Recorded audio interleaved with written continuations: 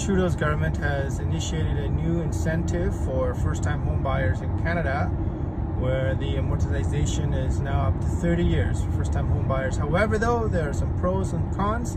In this video, I'm going to dissect the pros and cons of both. Good evening. We begin tonight with another pre-budget nugget aimed at getting more Canadians into the housing market. The changes announced by the federal government today target younger Canadians, first-time buyers who are finding it tough both to save for an adequate down payment and to afford those monthly mortgage payments. CTV's Dahlia Ashry is here live with the details on this. Dahlia. Patricia, the Liberals are set to allow 30-year amortization periods on insured mortgages, but only for first-time home buyers purchasing newly built homes. So here's red flag number one. Yes, great.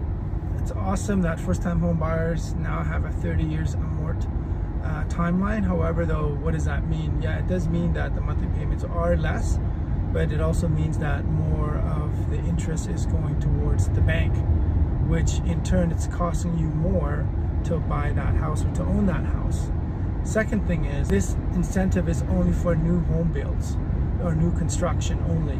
So from my understanding and from what I know as a developer, when you're selling new construction, you need to put down more than just 5%. So for the fact that the government is only limiting the 30-year amort first-time home buyers to just new construction, it should be open across the board, not just to new construction. The chances of a new construction only allowing 5% down is very, very, very rare. So they need to change that. Previously held to a maximum 25 years to pay off their mortgage. That is set to increase to 30 years come August 1st. The change will bring down monthly mortgage payments for those struggling to enter the market. Also, the amount first-time homebuyers can withdraw from RRSPs to purchase a home is being nearly doubled to $60,000. Bumping the RSP contribution from 30 to 60, no arguments there. Good job on that perspective.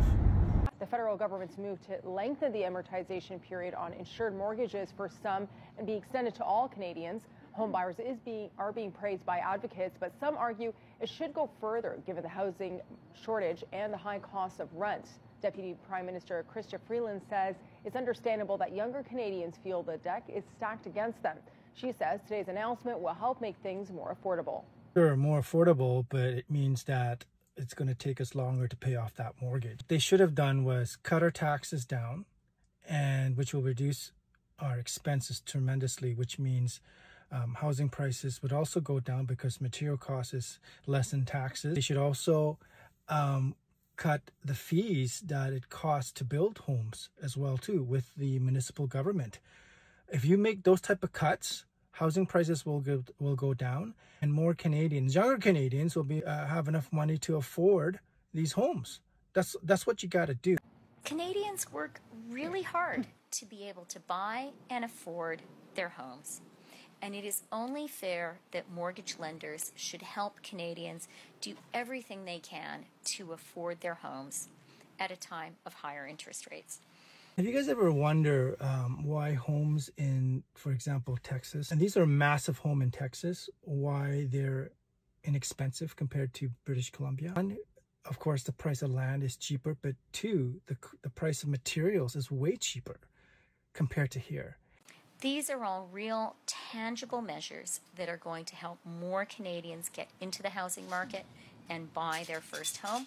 Did you know that 60% of the price of a new house is permits, fees, tons of fees. There's fees up the wazoo. And also the time for these permits to get approved, especially in Vancouver, could take anywhere between 12 to 18 months. So during that time, a builder or developer has to pay, interest on that property, which is not cheap right now. So that helps increase the housing price as well too.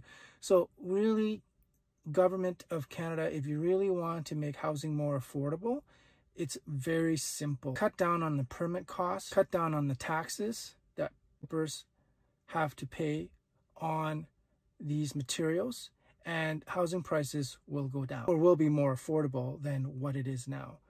That's what you can do as well. The government says the change reflects the size of a down payment and the amount of time needed to save up. Ottawa says those changes are meant to work in tandem with the first home savings accounts. federal government says it launched last year. Again, this will also go in effect starting April 16th. All right, so let's do an overview here, okay? If I was a first-time home buyer, would I take advantage of this? Me personally, now knowing what I know now in my 50s, I would say no.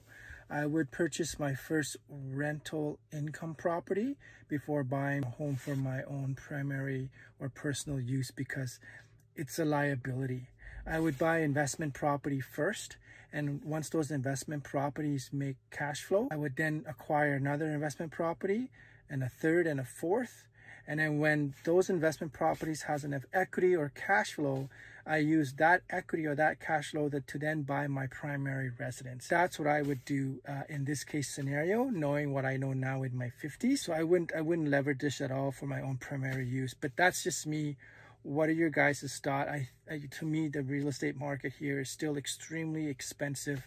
That's why I'm doing stuff in Mexico. And if you guys want to know how to get into the real estate market in Mexico, with one of our developments as a rental property, reach out to me, private message us. We're always here to help. All right, good luck and take care, guys. If this video sounds interesting and you have questions, send us a private message or follow us on social media for more information, or you can also visit our website as well.